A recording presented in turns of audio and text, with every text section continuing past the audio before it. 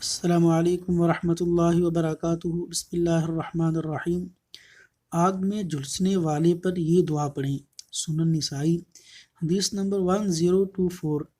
اگر کوئی شخص آگ یا کسی گرم چیز سے جلس یا جل جائے تو یہ دعا پڑھ کر اس کے متاثرہ حصے کو دم کریں اور اس جگہ پر پھونکنے کی شکل میں منہ کا لعاب بھی پھینکتے جائیں، اور وہ دعا یہ ہے: اذهب الباس رب الناس، اذهب الباس رب الناس، واشف انت الشافي، واشف انت الشافي، لا شافی الا انت۔